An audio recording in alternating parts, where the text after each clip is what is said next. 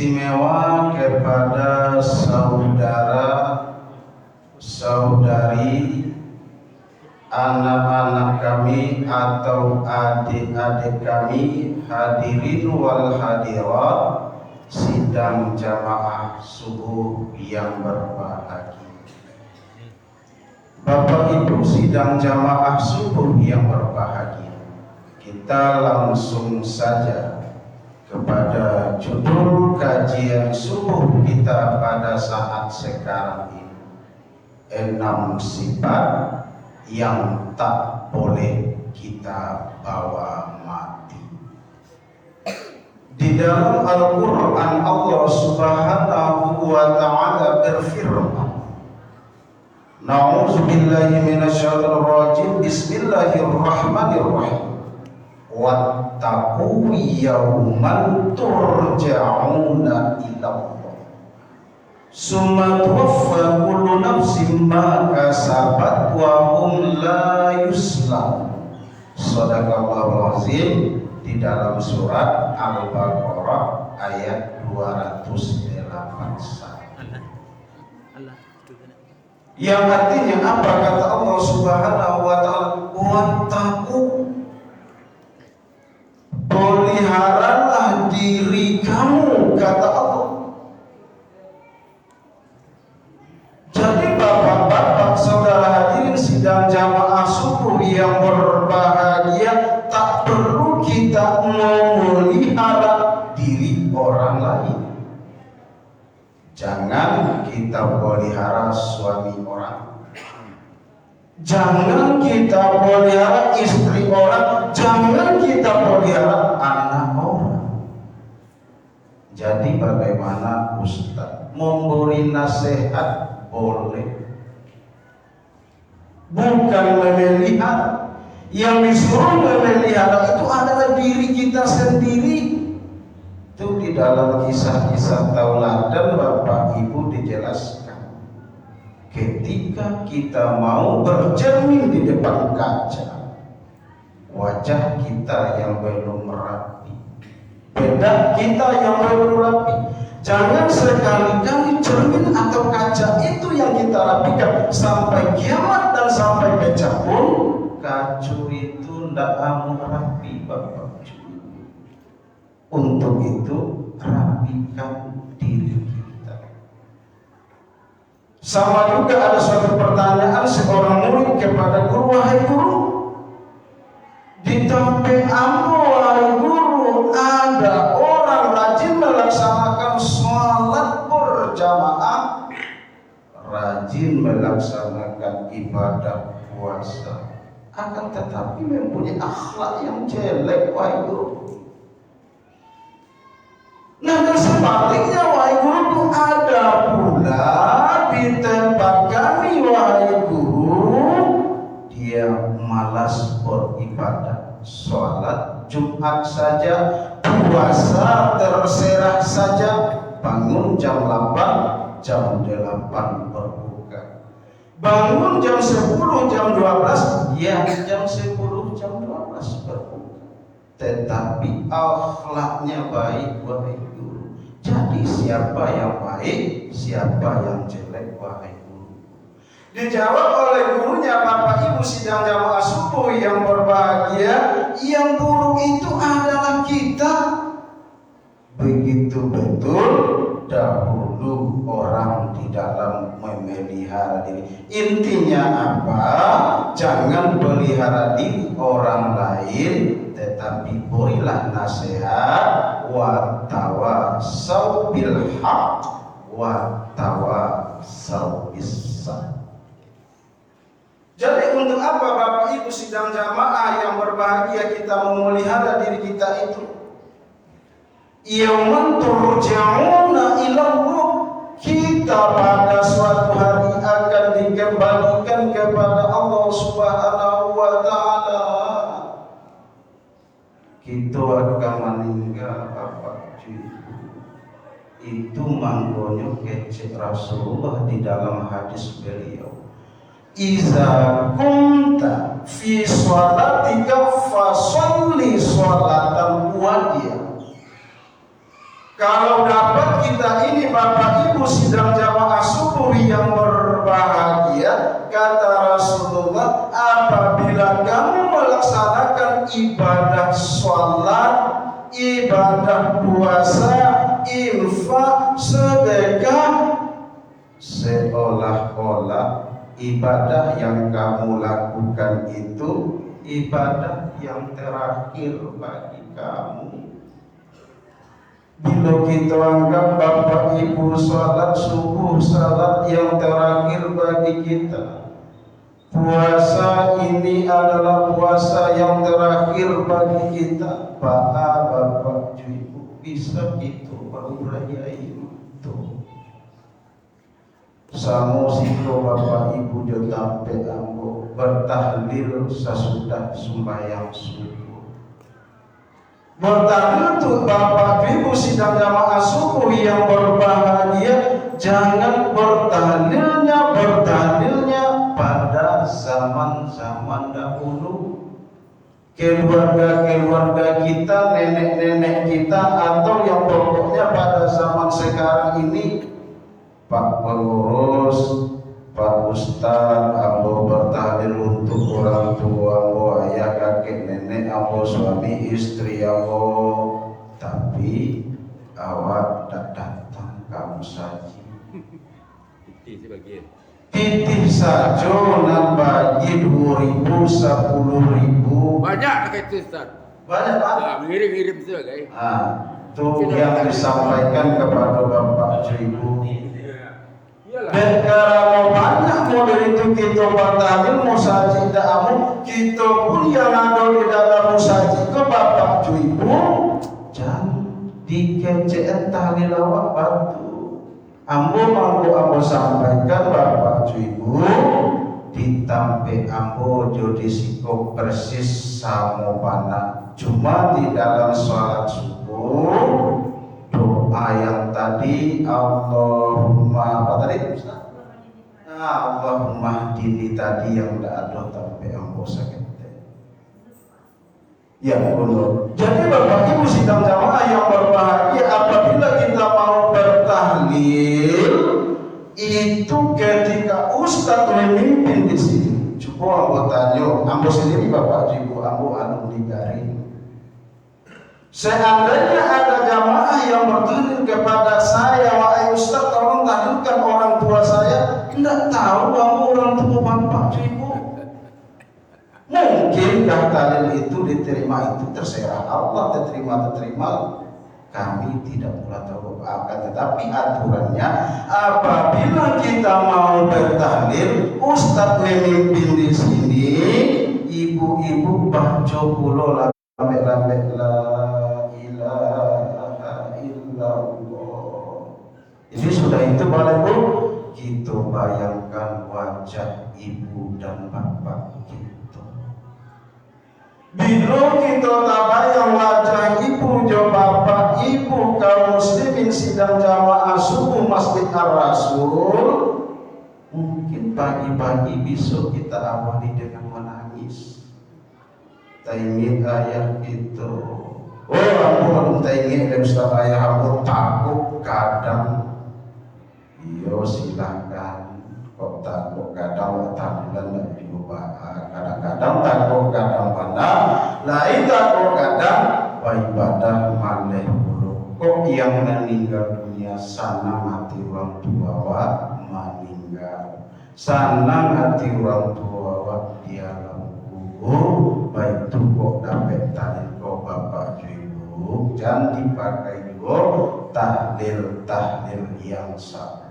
Turja'una ilallah summa tuwaffat kullu nafsin ma kasabat wa hum la yuslamun. Dan setiap kamu kata Allah akan dibalasi atas apa yang telah kamu usahakan. Kok ada Bapak Ibu datang kamu sajiko tadi mengucapkan bismillahirrahmanirrahim, ikhlas karena Allah Subhanahu wa taala, langkah kaki sampai kasihku dihitung innamal a'malu binniyat.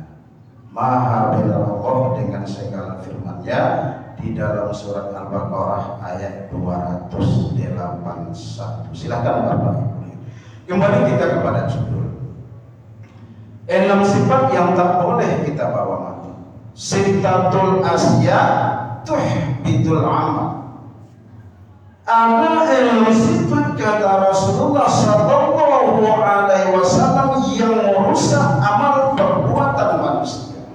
Ke 6 sifat itu jangan kita bawa mati Bapak Ibu.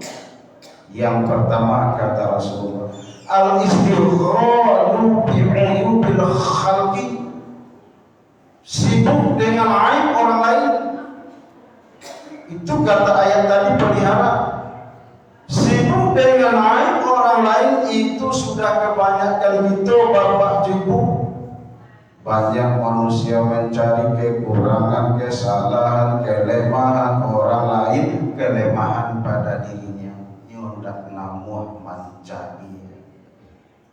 Itu benar kata orang tua-tua kita dahulu, samui di sebarang lautan cantik mana nampaknya, walaupun itu bukan semut putih, walaupun itu bukan semut hitam, cabai mendiyu nampak, tetapi gajah di palupuk mata tak kelihatan, telunjuk lurus mengarah kepada orang lain, tak pernah mengarahkan kepada kita. Sifat itu kata Rasulullah, jangan kita bawa mati, buang jauh-jauh. Kemudian yang kedua kata Rasulullah sallallahu alaihi wasallam, wa qaswatu qalbi, busuk hati. Busuk hati kok Bapak Ibu sidang jamaah yang berbagi, apabila kita semayamkan di dalam diri kita, apabila kita semayamkan di dalam diri kita, semua jawab babisu Bapak Ibu. Pertama kita, kemudian membesar, memerah, membesar, meletus keluar darah ataupun nanah. Nanah yang keluar dan darah itu baunya busuk. Setelah busuk, setelah meletus, lamu pulau sehatnya. Itu orang yang busuk hati. Sehingga banyak kejadian-kejadian Bapak Ibu, banyak di antara kita ini, kalau anggotanya Bapak-bapak Ibu-ibu nan ramiko mungkin 50% pada apa tanya Bapak Ibu? Tanya biasa saja. Gini aku bertanya kepada bapak-bapak, ibu-ibu, pertanyaan yang tak perlu kita jawab. Cuma cukup di dalam hati kita masing-masing saja. Mengapa di antara kita seorang istri tidak mau meminta maaf kepada suami ketika akan memasuki bulan Ramadan? Dan juga sebaliknya, mengapa bapak-bapak ini bahwa tidak ada pula larangan kita untuk meminta maaf kepada ibu-ibu, mengapa kita tidak mau meminta maaf kepada istri kita dan juga anak-anak kita? Mengapa anak-anak tidak mau meminta maaf kepada orang? Karena wakaswatu qalbi tadi. Karena hati itu sudah busuk dengan perkataan-perkataan yang diucapkan kepada istri dan anak kita. Mau sering sampaikan Bapak Ibu di dalam hati Jumat acok panah mau sampaikan. Jangan kita ini bapak-bapak ini memberikan kata-kata yang jahat, kata-kata yang busuk kepada anak istri kita. Kadang-kala kok indah dia mau mati engkau tak makan, kok indah dia mau mati engkau tak sekolah, mati engkau segala macam dibaca. Itu kata-kata yang tidak baik. Kini Bapak Ibu, cicak itu ada di dinding, mungkin si pun ada tenda Bapak Ibu. Cicak itu diberi oleh Allah Subhanahu wa Ta'ala nyamuk yang berterbangan. Sementara cicak tak bisa terbang, mengapa cicak itu tidak mati dan tidak meninggal dunia? Untuk kita ingat, kalau seandainya terjadi demikian, kok iyo anak dan istri kita dengan kita hidupnya, kalau seandainya kita meninggal pada saat sekarang, apakah mereka juga akan meninggal dunia? Tak, Bapak. apapun yang ada di atas dunia ini yang menata ini Allah yang jamin rezekinya. Kadang karena rezeki itu lewat kita, lagi-lagi jangan itu suatu istilahnya panokok bapak ibu. Toko apapun yang keluar di toko terus sehingga istri dan anak terjadinya seperti yang demikian tadi. Dan juga bagi ibu-ibu juga demikian. Kadang-kadang bapak-bapak kondak bagara ekonomi lambat, toko bulog, kemudian itu mangkonyo dimasuk bulan Ramadan, separuh dari umat Islam kondak adonan saat yang bermaafkan antara suami dan istri. Wakas suatu kalbi busuk hati buang dan campakkan saja jauh-jauh. Yang ketiga Bapak Ibu sidang jamaah yang berbahagia, wakilatul haya, tidak mempunyai rasa malu. Kadang-kadang maaf Bapak Ibu sidang jamaah subuh yang berbahagia, orang Yahudi saja dahulu diceritakan di dalam buku apa artinya hidup itu dijelaskan. Bahwa orang Yahudi itu Bapak Ibu, suatu ketika umat Islam melaksanakan ibadah puasa, ibadah Ramadan, anak-anak Yahudi ini dipanggil oleh pemuka Yahudi. Wahai anak-anakku, umat Islam akan melaksanakan ibadah puasa. Tolong engkau wahai anak-anakku, hargai mereka. Jangan makan sembarangan. Nah, suatu ketika ada anak daripada Yahudi ini istilahnya yang nakal, dia makan di tempat yang ramai, di tempat umat Islam. Apa kata pemuka Yahudi ini? Dikejar anak tersebut, mau dipukul pada waktu itu. Kalau pada saat sekarang ini tidak ada nan malarang, anak kita suatu kebanggaan duduk di simpang kadang kala duduk di halaman masjid puasa entah tidak yang jelas kelihatan merokok. Orang Yahudi saja mau membaca oleh ustaznya melawan kapan begitu kenil itu susahnya gini Bapak Ibu. Kadang-kadang kalau tidak bisa jodoh asa jose lemah kau tidak bisa tangan gitu. Itu yang ketiga wakilatul haya, aduh tidak di dalam hati awak rasul. Kemudian yang keempat kata Rasulullah Sallallahu Alaihi Wasallam, dunia, terlalu cinta kepada dunia. Sekarang kita Bapak Ibu sidang jamaah yang berbahagia, baik itu ustaz, kita tidak tutup, baik jamaah, baik pengurus masjid, yang pokoknya umat Islam. Bahwa umat Islam itu ustaz kita hidup di atas dunia ini sudah umumnya kita hubud dunia. Oh, udah ada hubud dunia di ustaz lain, alhamdulillah. Tapi umum. Apakah kita tidak malu kepada Allah Subhanahu wa Ta'ala pada saat sekarang ini Bapak Ibu, basadakah kita mampu piti 2000, piti 1000 dan kita cari? Tidak malu kita kepada Allah. Kata Allah Subhanahu wa Ta'ala, alhaakumut takasur hatta zurtumul maqabir. Sia-sia kamu hidup, bermegah-megah sudah melalaikan kamu. Oh, ndak ada sio-sio ustaz kamu gini itu segala macam. Silakan apapun jawab kita di atas dunia ini sesuai dengan pepatah pititi orang tua kita dahulu. Kita pun ndak ada yang sio-sio. Di dalam ayat pun juga begitu, laqad khalaqnal insana fi ahsani taqwim. Awak sarancak-rancak saya elok bantu dijadikan oleh Allah.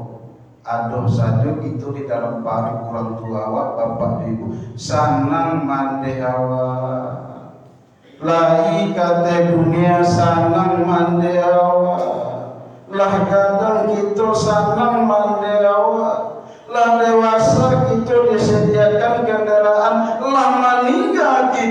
dimasukkan ke liang kubur, apa kecek jamaah nama hati-hati Pak, beko talan tuang manyi gitu, baik itu bana itu hadir ke atas dunia ini, tidak sia-sia. Kok nan mutro paham bilasno, kok nan lumpuh pangaju ayam, kok nan tuli para pribadi, tidak ada yang sia-sia. Akan tetapi kata Allah Subhanahu wa Ta'ala, hatta zurtumul maqabir, bila kita masuk ke liang kubur, di sini dicari kateh di bawah kasam yang punya tanah, dicari kain putih tak batapi, penyesalan tiba kita maratok madulung-dulung kembali ingin hidup di atas dunia, inna muginun ambo akan taat sampai taat nasilah jadi bubu, tak mungkin hujan babalik katelangi, tak mungkin kalian ngailawi, tak mungkin untuk masuk lubang pinjai. Nah, di dalam cerita, ini cerita Bapak Ibu, kadangkala ini di dalam Israelia, tapi kita ambil saja manfaat.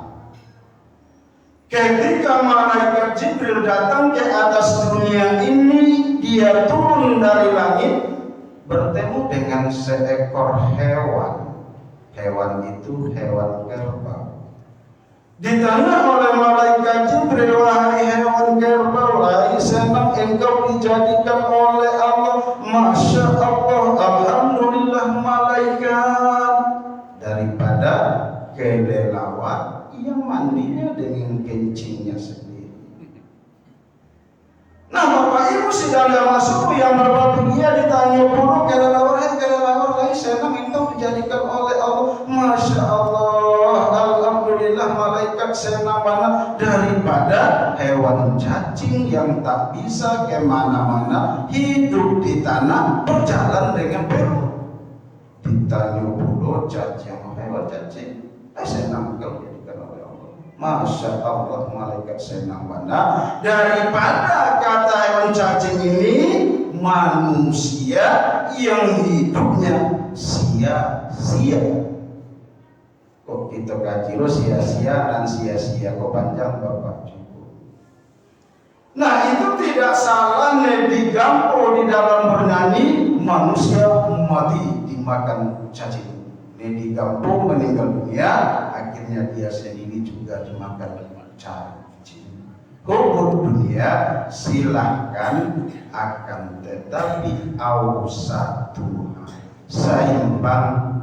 Oh, tidak ada pula di dalam agama kita Bapak Ibu, lada rumah, lada foto, itu tidak boleh lagi mencari. Silahkan kau bapak tapi segala macam. Tidak, satu seimbangkan. Dunia kita cari, akhirat pun kita cari. Jangan sampai hubung dunia wa karihatul maut.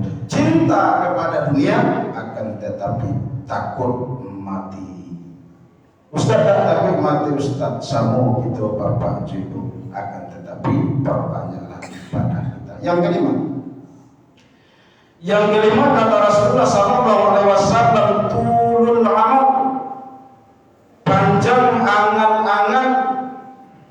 Kalau panjang aga Bapak Ibu lain terhibur juga orang dek gitu.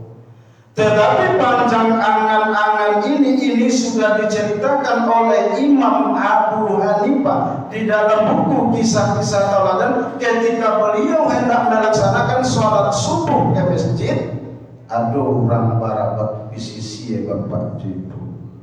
Malam nasi dan malam tak aduh nansa malam naku jamu takakau hujan tipu manganu sabi marambah batang maratok iru kapa anginan deharu liro langsung siang jam malam kok lain kabone padi nang goyang maratok malulung-lulung Bapak Ibu tadangan di Imam Abu Hanifah nyuantal makanan Bapak Ibu sampai di dalam lulungan ratapan dia tersebut dia belum makan. Nah rupanya 3 hari, 5 hari, 7 hari juga begitu Bapak Ibu. Akhirnya dipanggil oleh Imam Abu Hanifah, bukan begitu caranya di dalam hidup ini berusaha. Itu kan banyak oleh ini Bapak Ibu sarjana banyak. Titel SAG malih puluh kondak pegawai indah bakarajo. Bangun berdoa di musajid meminta kayu kepada Allah, meminta dapat utuh atau segala macamnya. Nanawa duduk juga angan-angan saja namanya itu mangkone kece ambo Bapak Ibu kok agak banyak lahi taibur juga. Tapi bila angan-angan banyak panjang itu akan membuat kita binasa. Untuk itu buang saja itu jauh-jauh. Yang terakhir Bapak Ibu, yang terakhir zalimun la yantahi, zalim yang tiada taranya. Zalim itu adalah sifat yang aniaya Bapak Ibu sidang jamaah yang berbahagia. Itu juga dicontohkan di dalam kisah-kisah teladan. Ibu-ibu ini apabila sudah berumur 45 ke atas, tenyo rajin kamu saji bapak-bapak. Nah, ada diceritakan pada waktu itu seorang ibu yang sangat taat beribadah kepada Allah, akan tetapi mempunyai suami yang zalim. Kok di kampung ambo Bapak Ibu susah pula kita menceritakannya sampai itu kepada suatu perceraian.